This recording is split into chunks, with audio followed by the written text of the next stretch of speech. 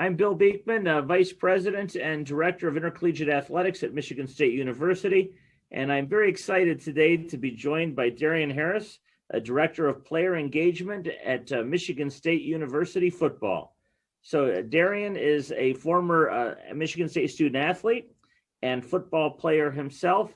So tell us a little bit about how that all came to be. How'd you end up at Michigan State? Originally from Washington, D.C., went to DeMatha Catholic High School out there on the East Coast in Hyattsville, Maryland. Pretty well-known high school across the country. Put a lot of young men in Division I athletics and also in the professional ranks, but was recruited to play linebacker at the Division I level. Had about 20 scholarships to choose from. And it's also, it's crazy in this day and age of recruiting. It was a little different back then, even though it's not that long ago, talking 10, 11 years ago. Wasn't a lot of social media, wasn't a lot of, coming on campus doing photo shoots and stuff like that. You kind of came on your visits, seen the campus and the school and seeing how you fit and decide if you want to go there or not. So, long story short, on all my visits to Michigan State, I love the culture, the atmosphere, the tradition, the brotherhood, everything that makes Michigan State unique. And I knew this was the place for me. So going into my senior year, I actually took a family vacation to Puerto Rico. And my dad said on, this day, day 2 or day 3 of vacation, you're going to go out on the beach, walk out in the water and call whichever head coach of the school you want to attend. It's your decision. It's not ours. We've done our due diligence to the family. We feel good about your top choices. Go ahead and make that decision. So, went out there, called Coach D'Antonio and said, this is the place for me. Then only took one official visit. You get up to 5. Only took one to Michigan State because I knew I was coming here, and the rest is history. I'd make that decision over and over again. I had the best time of my life for sure.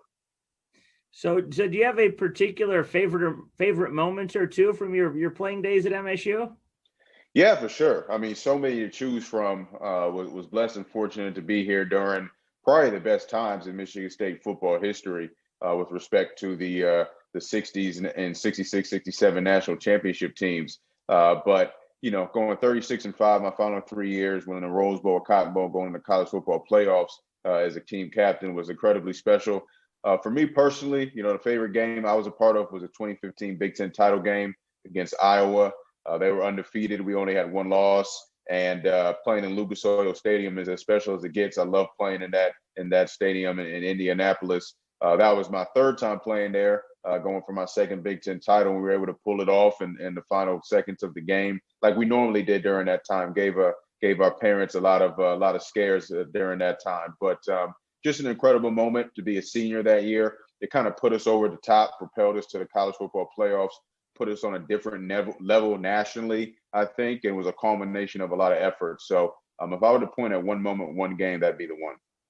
Yeah, I think we're one of 12 teams to have played in the college football playoff. It's a pretty extraordinary accomplishment, and I think, like your parents, might have had a heart attack or two during the final moments of that game. But as you say, like so many games during that era, whether it was a blowout or down to the wire, the Spartans found a way to deliver.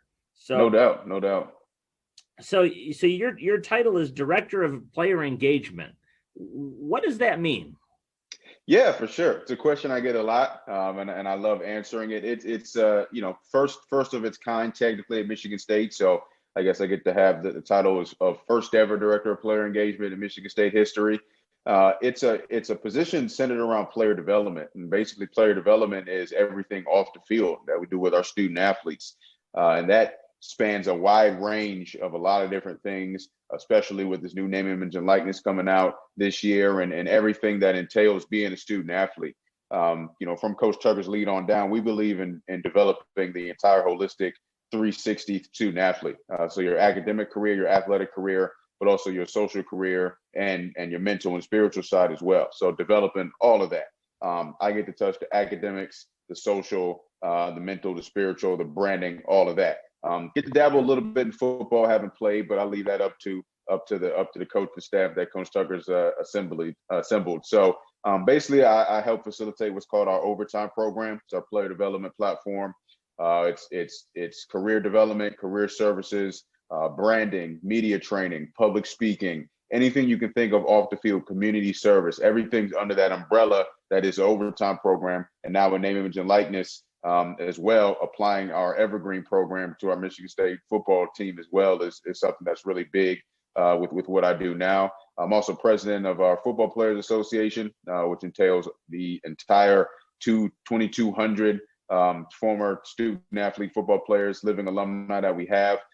So oversee that. So you can add alumni relations in there as well. We have a very, very strong alumni contingency at Michigan State. We want to do everything we can to keep them involved. So doesn't feel like a job. It's something that I actually wanted to do my entire life, was actually kind of developing it while I was playing at Michigan State, and to see it come full circle and get that opportunity, it's truly a dream come true. So what would be a day in the life of the director of player engagement? For sure. Definitely varies. I would say that the days I get to meet with student athletes are definitely the best days. So usually starts off with meeting what we call keeping it real. So we have sessions called keeping it real with first and second year players once a week, where we touch on their academic journey, their athletic career, their social life, what they're doing in the community, what being a Spartan dog is, being a football player is, and how they can better themselves on and off the field. So we usually start those right after their workout, start those around, 11 o'clock in the morning. Before that, I've already, seen some of the guys going out to a workout, checked out what they're doing, seeing what's going on in the landscape of college football, checked in with other player development professionals across the country, seeing if there's other things I can implement into our program or things they want to learn from me. And then it's just going throughout the day, meeting with people, facilitating our programming, connecting with different people, different industry leaders, seeing how they can help our program, how they can help our student athletes, making sure our student athletes are on the straight and narrow. Sometimes it could be something as simple as making sure they have an ID, making sure they know how to get to point A from point A to point B.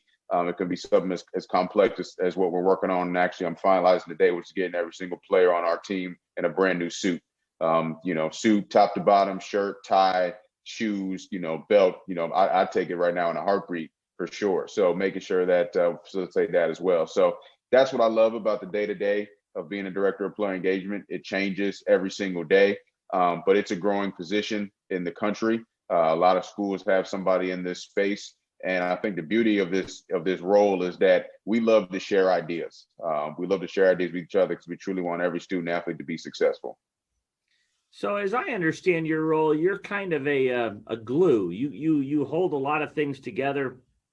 You interact on the players' behalf and helping to coordinate with a really diverse set of folks, whether it's strength and conditioning or academics or athletic training or other resources, and then with the programming that you do independently, you create opportunities for our student athletes to really learn and grow in a way that is off the field, is about life and career success and their journey through life. But of all the people you interact with, probably the most important is our head coach, Mel Tucker. Yeah. So tell our listeners a little bit about what's it like working with Coach Tucker. People see him on Instagram or Facebook or those Twitter, those kinds of things, but what's the inside scoop on Coach Tucker? Yeah, I'd say what you see online on social media is what we get day in and day out. Somebody that's relentless. I'm sure you all have heard that term very consistently since he got here. His work ethic is off the charts, and he makes you want to work harder. It's similar to what you see from your best player on your team. Hopefully, your team captain, whoever it is, the hardest worker, you want to emulate what they're doing. I feel the same way about Coach Tucker. The veracity and relentless nature, to use his word, in which he works is something that motivates me every single day. And I think also the beauty of working under him, working for him, is that he's not a micromanager. So if you have an idea, if you have something you want to do, something you want to facilitate, he's going to let you do it. If he has something that he thinks that's you're better suited to do, he's going to say, hey, I need you to get this task done, and go ahead and execute it. He's not going to continue to check in and make sure you're doing it a certain way. He trusts his people to get the work done. And that's why I think we have such a great staff. So love working with him, love learning from him. His career path is stellar. It speaks for itself. I love the spiel he gives on every recruiting visit of where he started, obviously at Michigan State, to full circle to getting back here. Whether it's being the youngest coordinator in the SEC or the youngest coordinator in Browns history, or obviously the 10 years he spent in the NFL, the 2 national titles. I mean, you can't get that anywhere in terms of that wealth of knowledge and what he's seen. So I love learning from him day in and day out. Love working for him, and just want to continue to learn from him. Now, Coach tells a really spectacular story about selling meat out of the trunk of his car. Absolutely. And as he tells that story, you see this just absolutely relentless personality come through. And I was with some donors the other day who said to him, "Well, Coach, when do you sleep?" And he said, "Well, you got to sleep fast." Yep. And that was a new one on me, sleeping fast, but I'm gonna try that out. So, Darien, when you came to Michigan State, you got a degree in journalism as an undergraduate, and then a master's degree in marketing research. How do those things impact what you do on a daily basis as a director of player engagement? For sure. So it's actually funny because my roommate at Michigan State, Trey Waynes, is obviously the starting cornerback for the Cincinnati Bengals on the second contract, super successful in the NFL. I'm going to out him here. He'll probably be mad at me, but I don't care. He's working on finishing his degree, which is excellent. We have a lot of guys that have gone and played in the NFL and are coming back to finish, which is awesome. He's one of those guys that's getting close to finishing, but he's my best friend. I talk to him every day. And, when you talk about a college degree, sometimes people get frustrated because they don't know how they're going to use it. And what I try to share with my former teammates, as well as my, the current players now, and Trey being one of them, is you're always going to find a way to use your degree. So he asked me the other day, he was like, "Man, you're in football, but, you got your undergrad in journalism, your master's in marketing. How the heck are you using that in what you're doing now?" And I was like, I can tell you exactly how, as a matter of fact. So on the journalism side of things, I just learned how to be diligent in finding and figuring out and facilitating information. Obviously, the writing portion is there, and I enjoy doing that, and I'm able to do broadcasting work, which is what I always wanted to go into. I was able to do I was able to work with BTN for a few years. I did sideline reporting this year for the spring game because I was the only one that could get into the stadium to do it. And it's technically credentialed to do it based on my background. So that was fun. So there's always that on the side, but also just being able to look for and find information to then share with the players, share with the team. I think that's something that, my generation, the millennial generation and that Gen Z, I think they're called the generation behind us. That's what I think we struggle with the most, is how do you find the right information? Because social media, it's so easy to get fooled almost. So I use my journalism background and finding and having to get things right just to find information to then facilitate to our players, our staff, whoever I'm talking to. And then on the marketing side, I mean, as well as anybody, marketing is everything. Whether it's us in recruiting, how are we marketing our program, how are we marketing the program to donors and making sure they know what we're doing so they want to give back? How are we marketing the program to former players so they know, that they have a place here, a home here, and they can be proud of where they went to? So it was kind of in my head that I didn't necessarily want to do sports admin, even though I think that's an awesome master's to get.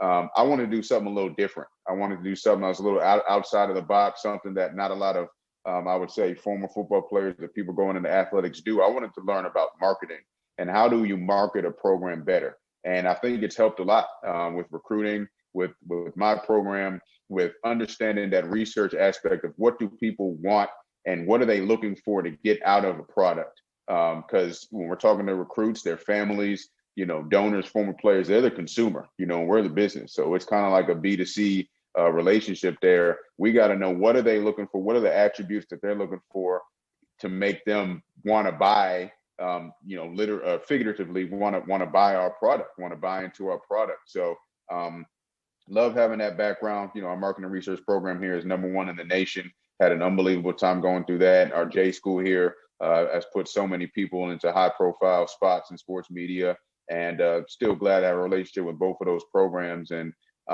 looking forward to whatever more education comes next. Well, and speaking of education, it's one of the things that I've always enjoyed about working on a college campus is that the young people that you interact with tend to keep you young. Now, the downside of that is that they stay young because they sort of rotate through, and we get older. Right. And and I'm on one side of that, and you're sort of just beginning to have that. But what when you interact with our young people, what lessons learned come from that? Yeah, I'm learning a lot from them, honestly, day in and day out, just how they think, how they move, how they navigate being in this social media era, social media space. And I love social media. I'm on every single social media. I'm tapped into it. I'm plugged into it. I know how it works and how it functions. But I also didn't. I had it obviously when I was playing here, but it wasn't to the level it is now. I mean, in the last 5-6 years, it's shot through the roof. So just seeing what's important to them is important to me. And I think that's also what's a cool thing about being on this side of it, even being in the side of an off the field coach rather than an on the field coach, because I don't have to try to, generally I don't have to take away or try to change our guys and what they like. I actually get to feed into it. Okay, you like this. Okay, you want to be a TikTok star. Okay, let's figure out how to make you the best TikTok star possible, while making sure you're also getting your schooling done and making sure you're also doing well on the field. Okay, you like this on Instagram, or you do this on Twitter, or you're trying to figure this out. Okay, let's figure out how to magnify that in a way that's beneficial for you. So definitely figuring out that space. Just the way that I guess can use the words kids now. Just the way that kids interact with each other is a little different. It's different than when I was playing here. And so that's, I think, one of the toughest challenges is just figuring out that, okay, here's how you solve a problem with a teammate. Here's how you should handle this space. Here's how you should solve a problem with your relationship with a coach. Here's how you should solve a problem with not getting as much playing time as you think you should, or something like that. So I'm learning from them as much as I hope they're learning from me. The things I just share with them the most is as I've been where you've been, which I know is a cliche that everybody kind of says, but I also follow it up with, I'm not going to ask you to do something that I didn't have to do myself. Even if I didn't like to do it, I had to do it. So you're going to have to do it also. So knowing that I went through it and have been there, done that, and had success doing it, I think it resonates with our guys a lot. I'm sure it does. And I think having a former player who's been through all of that, that you can look up to, get advice from, receive mentorship from, is a pretty special thing. You mentioned the name, image, and likeness, and certainly that's beginning to have an impact as you read stories across the country. Do you have a sense of what it will mean for MSU athletics and football in particular? Now, a little bit of an unfair question because we've only been at this for a little over 3 weeks, but how do you see it? How do you see it affecting our program, and what opportunities is it your sense that students might have? Yeah, I think that word opportunity is the key. It's a chance for our student athletes to experiment in ways that student athletes have never been able to experiment before. And I think you got to think bigger picture than just, social media, than just advertisements, endorsements, posting, pay for post types of things. And all that stuff is great and it's awesome. And you can see a lot of our student athletes, whether it's football or other sports, they're starting to tap into that now. And I love just sitting back, obviously, because we can't facilitate anything. I love just sitting back and watching them take advantage of this and navigate the space and become businessmen and women. It's great to watch, but you can also do it on the other side, creating a business, creating a nonprofit, creating a product that you want to sell. All those things, I think, are what's on the horizon. I think everybody's thinking short term now, which they should, because student athletes have never seen anything like this before. Eventually, it's gonna break, and somebody's gonna break through that door and be a trailblazer. And okay, I wasn't seeking out some brand to partner with. I created my own brand and took it to a whole nother level.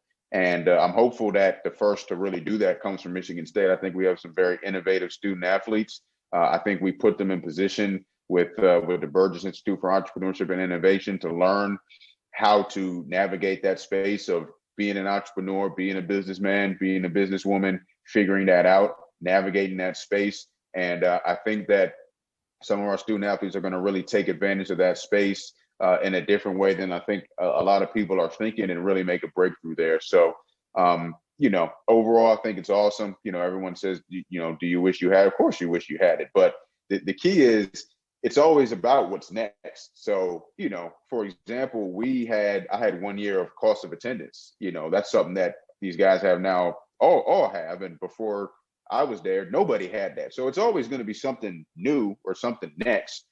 This NIL is just the next, step in the chapter of being a student athlete. And there'll be something else in the next 10 years that this generation of student athletes didn't have. Yeah. No, I think you're probably exactly right. So, you mentioned earlier your favorite game, that Iowa game, which was so spectacular. Did you, during your time in school, have a favorite class or a favorite professor that you can share with us? Oh yeah, absolutely. I give you three because I actually give you four because I don't want to. I get in trouble. At five, I got five. Real quick, five. All right. So undergrad with journalism, I had unbelievable professors. L.A. Dickerson in journalism is spectacular, and what she does and how she puts people on. Her husband, Dan Dickerson, is the voice of the Tigers, does a great job with being available for us. Joanne Gershner as well. Professor Gershner is also a writer for USA Today. Just to have her in the space that she's in was really special and spectacular as well. Bob Gould, he actually taught the information class, so he really taught about learning, how to gather information, FOIAs, things of that nature. Just understanding how to navigate that space and how to be available there. And then on the graduate side with marketing and research, Dale Wilson, Professor Wilson. I loved being in his class and learning about multiple regression and all these crazy marketing and research things. The way he taught was awesome. Just learned a ton there. And what, just the way he taught, I felt like it was something that was easy to learn. It was meaningful that he noticed little things. Like I sat in the front of the class, which is what I tell the student athletes now. Sitting in front of the class is actually going to make a difference, believe it or not, with your professor. So I always try to sit in the front of the class in his class, write down every word he said, and just had a great time taking his class. And then fifth and finally, Sue Carter, Dr. Carter now, I believe it is. Just what an unbelievable professor she was, and ambassador for Michigan State in general. I believe she's the faculty to athletic department ambassador. It was that for sure while I was playing here. I stay in touch with all of these professors, which is great. That's the relationships, connections that led me to Michigan State. And what I try to let our players know now, get to know your professors on a level to when you're done here, you can still contact them. They still want to contact you. You have that type of relationship. So all five of those professors, as well as the other ones I had a great time. Now you got me reliving class. Dr. Dagbovie and African American history was another one as well, which was awesome. So I could go on and on for sure. No, it's interesting, Darien, because Dr. Dagbovie and Dr. Carter, Joanne Gerstner, all people for whom I have tremendous respect, and it's a great lesson to and the others I'm sure are fabulous. I just don't know them, but it's a great lesson to young people that those folks are they're treasured resources, and and you get out of it what you put into it. So if you put into it a lot, you'll be able to maintain those relationships for life.